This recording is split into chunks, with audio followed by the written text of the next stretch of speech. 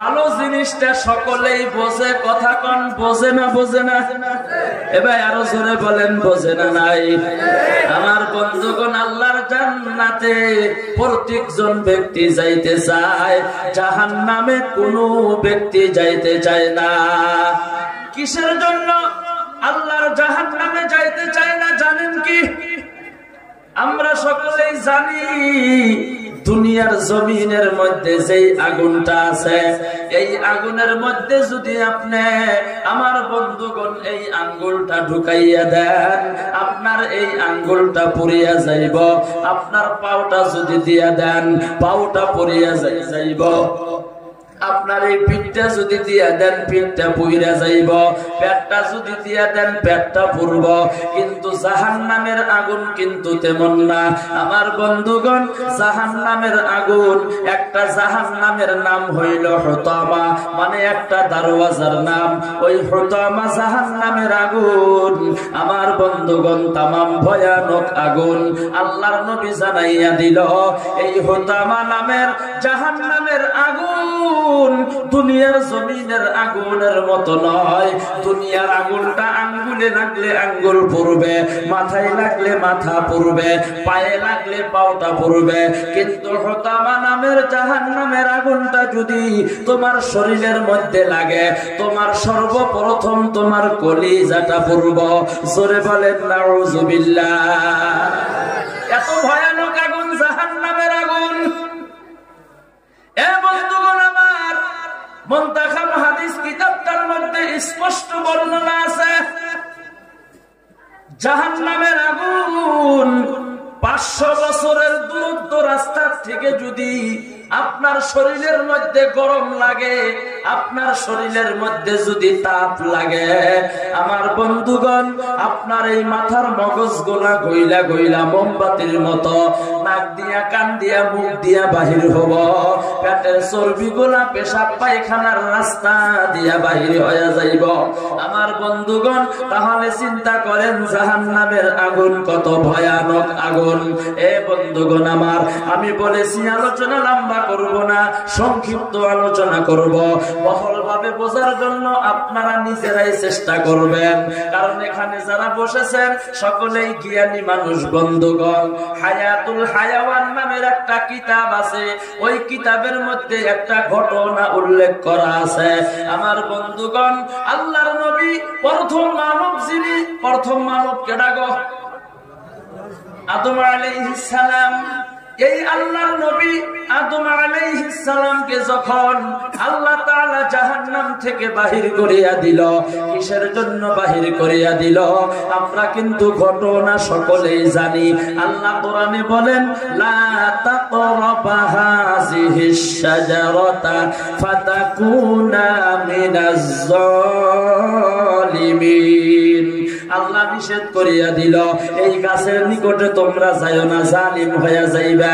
আমার বন্ধুগণ, আমরা সকলেই জানি একটা ফল আছে গন্ধম ফল, যেটাকে বলা হয়, এই ফলটা খাইও না, নিষেধ করা হলো। কিন্তু বন্ধুগণ, আল্লাহর হুকুম একটা অমান্য করার জন্য আল্লাহ তাআলা জান্নাত থেকে বাহির করিয়া এই দুনিয়ার জমিনের মধ্যে যখন দিয়া দিল, দুনিয়ার জমিনে আল্লাহর নবী আদম আলাইহিস সালাতু ওয়াস সালামকে যখন দিয়া দিলেন, আমি আপনি এখানে এসেছি এশার নামাজের পর, নাইবা মাগরিবের নামাজের পর, নাইবা আসরের নামাজের পর। আমার বন্ধুগণ, এই জায়গার মধ্যে এসেছি, আমাদের খিদা লাগে, কথা কন লাগে না? লাগে না? আমাদের ভাত খাওয়া লাগে, আমাদের রুটি খাওয়া লাগে, আমাদের সবজি লাগে, আমাদের বিভিন্ন কিছু খাওয়া লাগে। ভাত নাই, রুটি নাই, বাড়িতে যাইতে দেরি হয়ে যাইব। তাহলে আমরা কি করি? চায়ের দোকানের মধ্যে যাইয়া পরোটা খাই, নাই বা পুরি খাই পেটটা ভরার জন্য, নাই বা সিংড়া খাই, নাই বা মিষ্টি আমার বন্ধুগণ নিমকি খাই, পেটটা যাতে ভর্তি হয়ে থাকে, খিদাটা যাতে নিবারণ হয়ে থাকে। একটু জোরে বলেন, কথা ঠিক কি নয়? আল্লাহর নবী আদম আলাইহিস সালাতু ওয়াস সালামকে যখন আল্লাহ তাআলা জান্নাত থেকে দুনিয়ার জমিনের মধ্যে বাহির করিয়া দিল, আমার বন্ধু এবার খিদা লাগে, পেটের মধ্যে খিদা, তারও তো খানা খাওয়া লাগে, লাগে না? নাই গো? খানা কোথায় পায় আমার বন্ধুগণ? খানার ব্যবস্থা নাই। যদিও খানার ব্যবস্থা হয়ে গেল, আমার বন্ধুগণ কিন্তু আগুনের ব্যবস্থা নাই। আল্লাহ তাআলাকে ডাক দিয়া বলে, আল্লাহ আমি তো খিদা লেগে গেছে গা, ভাত খাওয়া লাগে, রুটি বানানো লাগে, সবজি বানানো লাগে, কিন্তু আগুনের ব্যবস্থা নাই। তুমি আল্লাহ আমাকে আগুনের ব্যবস্থা করিয়া দাও। মহান আল্লাহ তাআলা হযরত জিবরাইল আলাইহিস সালাতু ওয়াস সালামকে ডাক দিয়া বলেন, এ ফেরেশতা জিবরাইল, জাহান্নামের মাধ্যম থেকে তুমি এক টুকরা আগুন নাও। জোরে বলেন কয় টুকরা? আরো জোরে বলেন কত টুকরা? এক টুকরা আগুন নিয়ে নাও। আমার বন্ধুগণ, হায়াতুল হায়াওয়ানের মধ্যে এইভাবে কথাটা উল্লেখ করা আছে, এক টুকরা আগুন নিয়ে নাও, আদম আলাইহিস সালাতু ওয়াস সালামকে দিয়া দাও। আদম নবীকে এক টুকরা আগুন দিয়া দিল। আমার বন্ধুগণ, জাহান্নামের আগুন কত ভয়ানক আগুন, এই কথাটা বোঝানোর জন্য কথাটা বলতেছি। এবার ওই আগুন দিয়া রান্না শুরু করিয়া দিল। পাল্লার মধ্যে ভাত বানায়, পাতিলের মধ্যে রুটি বানায়, সবজি বানায়। আমার বন্ধুগণ, ভাতও পুইরা যায়, আমার বন্ধু রুটিও পুইরা যায়। সেই নড়ার মধ্যে বানায়, সেই পাতিলের মধ্যে বানায়, ওই পাতিল সহকারে পুইরা যায়। তাহলে জাহান্নামের আগুন কত ভয়ানক আগুন। আমার বন্ধুগণ, আদম আলাইহিস সালাতু ওয়াস সালাম আল্লাহ তাআলাকে ডাক দিয়া বলেন যে, মাবুদ, ও মাবুদ গো, এইটা তুমি কেমন আগুন আমাকে দিয়া দিলা? এই আগুন দিয়া তো আমি কিছু রান্ধিতে পারি না, সবজি বানাই পুইরা যায়, পাতিলের মধ্যে রান্নলে পাতিলটাও পুইরা যায়। আল্লাহ গো, এই আগুন দিয়া তো আমি রান্না বান্না করতে পারি না। আল্লাহ তাআলা জিবরাইলকে ডাক দিয়া বলে, রে জিবরাইল, এই আগুন দিয়া আমার বান্দা রান্ধিতে পারতেছে না, আদম নবী রান্না পারে না, কারণ জাহান্নামের আগুনটা আমার আল্লাহ ফেরেশতার মাধ্যমে 1000 বছর, দ্বিতীয়তে 1000 বছর, তৃতীয়তে 1000 বছর, জোরে বলেন কত হাজার বছর? 3000 বছর গরম করেছে। এই 3000 বছর কেমন করে গরম করলো, কালার কি হলো? এই দিকে যদি যাই আলোচনা লম্বা হবো, গতিকে ওদিকে গেলাম না। আমার বন্ধু সংক্ষিপ্ত আসলাম। 3000 বছর গরম করেছে। আমার বন্ধুগণ, জাহান্নামের আগুনও 3000 বছর গরম করেছে। প্রথমে 1000 বছর, দ্বিতীয়তে 1000 বছর, তৃতীয়তে 1000 বছর গরম করার পর ওই আগুনটা আদম নবীকে দিয়ে দিছে রান্না বান্না করার জন্য। আমার বন্ধুগণ, আল্লাহ তাআলা ডাক দিয়া বলে, জিবরাইল, দুনিয়ার জমিনের মধ্যে যাও, সেই আগুনটা আদম নবীকে দিয়া দিলাম, এই আগুন দিয়া তো আদম আলাইহিস সালাতু ওয়াস সালাম রান্ধিতে পারবে না। তুমি কি করো, ওই আগুনটা আটলান্টিক মহাসাগরের মধ্যে, আমার বন্ধুগণ, নাই বা সাগরের মধ্যে, পানির মধ্যে 3টা সুবান দিয়া দাও। কয়টা সুবান দাও? আল্লাহ বলেন কয়টা? আরো জোরে বলেন কয়টা? 3টা সুবান দিয়া দাও। আমার বন্ধুগণ, আল্লাহর হুকুমে জিবরাইল আলাইহিস সালাতু ওয়াস সালাম আমার বন্ধুগণ ওই আগুনটা পানির মধ্যে, সাগরের মধ্যে 3টা সুবান দিয়া দিল। আমার বন্ধুগণ, আল্লাহ জানাইয়া দিলেন, এ ফেরেশতা, আদম নবীর আগুন যতটুকুন প্রয়োজন তুমি দিয়া দাও, আর যতটুকুন আগুন বাইসা যায় তুমি পাথরের মধ্যে দিয়ে দাও। সেই জন্য বন্ধুগণ লক্ষ্য করবেন, পাথরের মধ্যেও আগুন আছে না নাই? জোরে বলেন, আছে না গো? পাথরের মধ্যে আগুন আছে।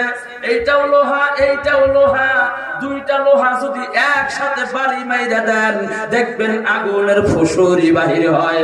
আমরা ছোটবেলায় পাথর দিয়া চেঙ্গা চেঙ্গি খেলাইছি, 10, 20, 30 খেলাইছি, মনে আছে না নাই গো? একটা পাথর আর একটা পাথরের মধ্যে লাগার লগে লগে আগুনের সুরঙ্গা বাহির হইতো। কথা কোন হয়েছে না নাই? তার মানে বোঝা গেল পাথরের মধ্যে আগুন। এবার আসেন, পানির মধ্যে আগুন আছে। বলবেন, হুজুর এটা কি কথা বলেন? খেরের বেলায় আগুন লাগলে পানি দিয়ে নিবাই, ঘরের মধ্যে আগুন লাগলে পানি দিয়ে নিবাই, পানির মধ্যে কেমন কেমন করিয়া আগুন। আমার বন্ধুগণ, এই যে লাইট চলতেছে, বিদ্যুৎ চলতেছে, এ মুসলমান বন্ধুগণ, লাইন অফিসে গিয়া আপনি প্রশ্ন করেন যে স্যার আপনারা এই বিদ্যুৎটা লাইনটা কোথায় থেকে তৈরি করেন, তারা স্পষ্ট জানাইয়া দিব এই বিদ্যুৎটা আমরা পানির মাধ্যম থেকে তৈরি করি। জোরে বলেন কথা ঠিক কি নয়? আমার বন্ধুগণ ও মুসলমান ভাইয়েরা, জাহান্নামের আগুন তাহলে চিন্তা করেন কত ভয়ানক আগুন। আল্লাহ তাআলা জানাইয়া দিল ওয়াত্তাকুন নারাল্লাতী উইদ্দাত লিল কাফিরিন। জোরে বলেন সুবহানাল্লাহ। লা ইলাহা ইল্লাল্লাহ। জোরে লা ইলাহা ইল্লাল্লাহ। জোরে লা ইলাহা ইল্লাল্লাহ।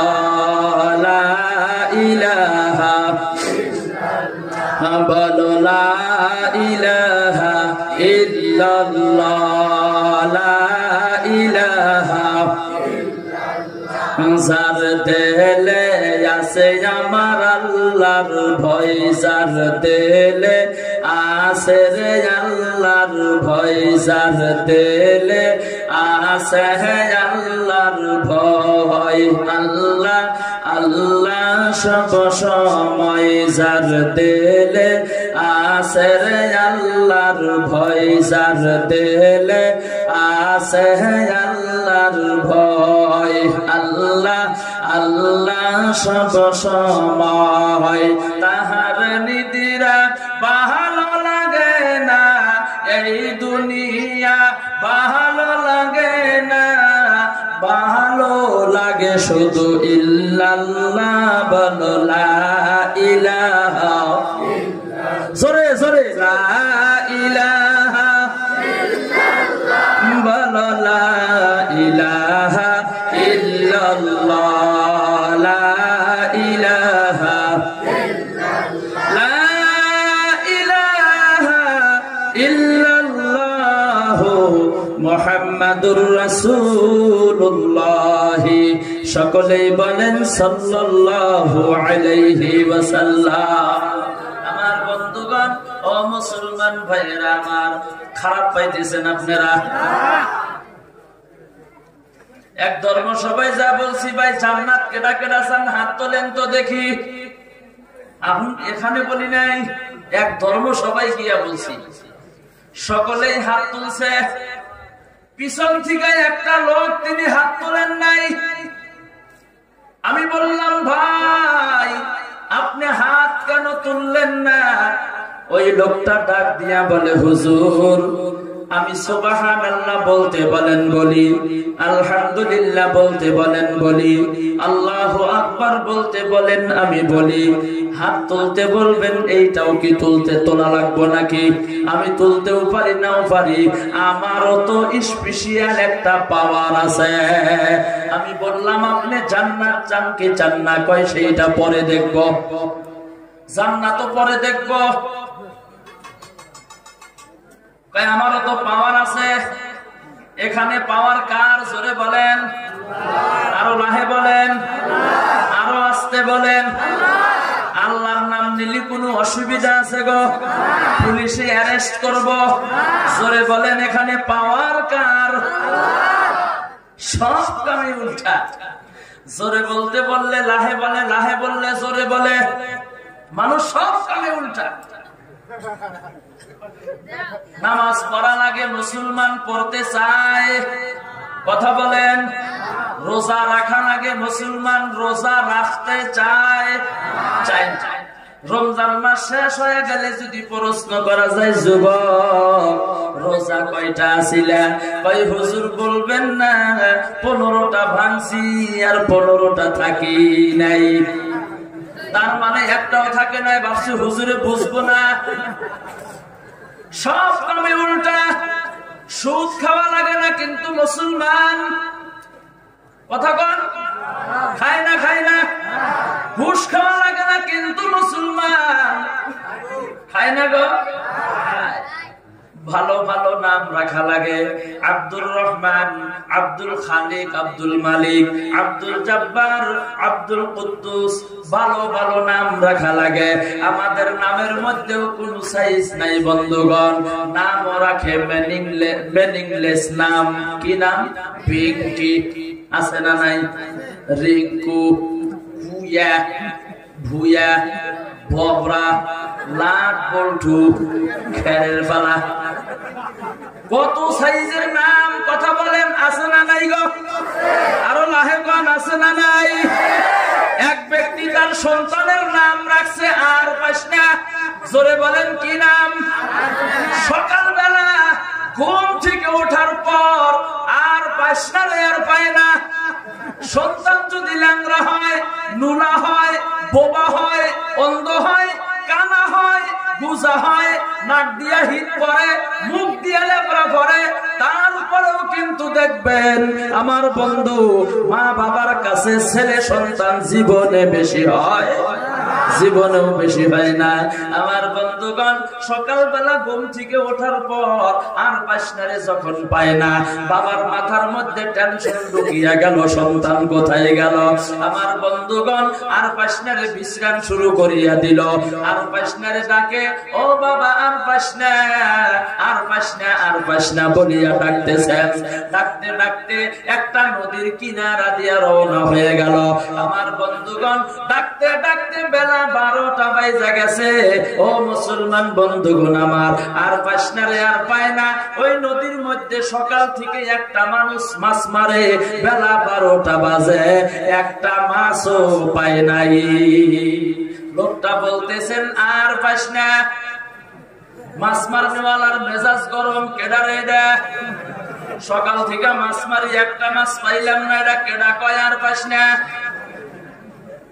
নদীর থেকে লাফাইয়া উঠছে, হাতের মধ্যে একটা লাঠি আছিল বন্ধু।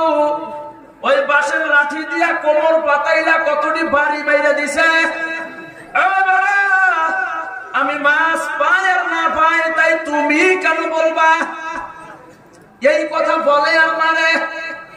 আর পাশনার বাবা এক দাবার পিঠনা খাওয়ার পর মনের দুঃখে রাস্তা দিয়ে যায় আর কয়, যা কোনদিন না তাই, যা কোনদিন না তাই। তার মানে আমার সন্তানকে আমি ডাক দিয়া জীবনে কোনদিন পিঠনা খাইলাম না, মায়ের খাইলাম না। আজকে আমার সন্তানকে ডাক দিয়া জীবনের প্রথম পিঠনা খাইলাম, যা কোনদিন হয় নাই, আজকে তাই হয়ে গেল। মনের দুঃখে রাস্তা দিয়ে যায় আর কয়, যা কোনদিন না তাই, যা কোনদিন না তাই। ইতিমধ্যে বন্ধু, রাজার ছেলে সুন্দর পোশাক পরিধান করিয়া ঘোড়ার পিঠের মধ্যে বসিয়া ভবিষ্যৎ সংগ্রামের জন্য রওনা হয়ে গেল। রাজার ছেলের কানের মধ্যে আওয়াজ গেল, যা কোনদিন না তাই। তার মানে বুঝিল আমাকে ঘোড়ার পিঠের মধ্যে মানায় নাই। লাভ দিয়া নামছেন, নাই মহিলা কয়, হয় বেটা আমারে ঘোড়ার পিঠের মধ্যে মানায় কেন না মানায়, তুমি কেন বলবা? এই কথা বলে আর ঘোড়া বাইরে, ওইটারে কি বলেন আপনারা? চাবুক দিয়া 7টা বাড়ি। এক দাবার পিঠনা দিয়া রাজার ছেলে চলিয়ে গেল। আর পাশনার বাবা মনের দুঃখে রাস্তা দিয়ে যায় আর কয়, ওইটার থেকে এইটাই বড়, ওইটার থেকে এইটাই বড়। তার মানে ওইখানে খাইলো বাঁশের বাড়ি, এইখানে খাইলো চাপকের আঘাত। তাহলে জোরে বলেন বড় কোনটা হইল?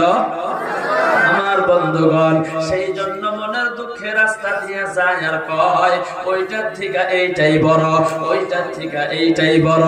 এ মুসলমান বন্ধুগণ আমার, ইতিমধ্যে ওই নদীর কিনারা দিয়ে রে বন্ধু একজন ঘ্যাগালা মানুষ আসতেছিল। ঘ্যাগছিলেন তো, ঘ্যাগালা মানুষ আসতেছিল। ঘ্যাগালা মানুষটার কানের মধ্যে আওয়াজ গেল, ওইটার থেকে এইটাই বড়, ওইটার থেকে এইটাই বড়। ঘ্যাগালা মানুষটার মেজাজ গরম হয়ে গেল। ঘ্যাগালা মানুষটা মনে মনে ভাবতেছেন, আমার আগে বুঝিল আরো একজন ঘ্যাগালা মানুষ গেছে গো, তার গ্যাপটা বুঝিল অল্প ছোট আছিল, আর আমার গ্যাপটা মনে হয় অল্প বড়।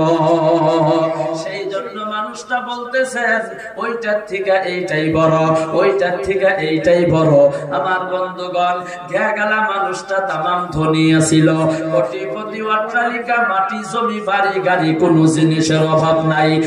গেলা মানুষটা ষাঁড়ের কলার ধরিয়া বলে, এই বেটা আমার গ্যাপ বড় থাইক আর ছোট থাইক, তুমি কেন বলবা? এই কথা বলে আর বুকের মধ্যে খালি ঘুইসায়।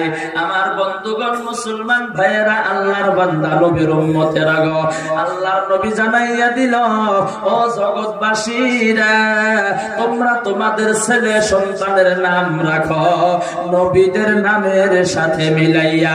চিল্লাইয়া জোরে বলেন সুবহানাল্লাহ। একটা নাম খালি মিনিংলেস হওয়ার জন্য দুনিয়ার জমিনের মধ্যে কয় জায়গায় পিটনা খাইলেন? আরো জোরে বলেন, কয় জায়গায়? আল্লাহ তাআলা ফেরেশতার দ্বারাই কত জায়গার মধ্যে মারবো তার কোনো গ্যারান্টি নাই।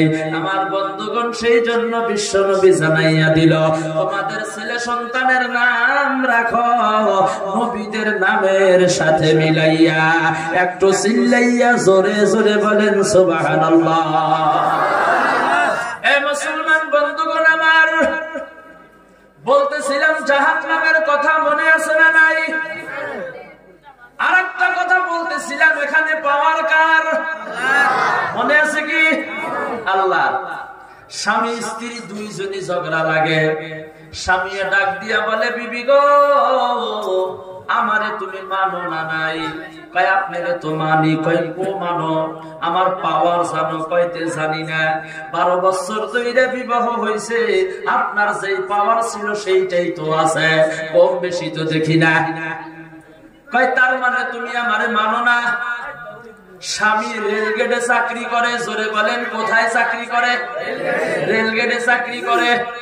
সকালবেলা ফজরের নামাজের পর স্ত্রীকে সাথে করিয়া রেলগেটে নিয়ে গেছে। রেল আসলে দুই সাইডে যে বাস নামায়া দেয়, কি নামায়া দেয়? গেট নামায়া দেয় না? ওই গেট নামায়া দিছে।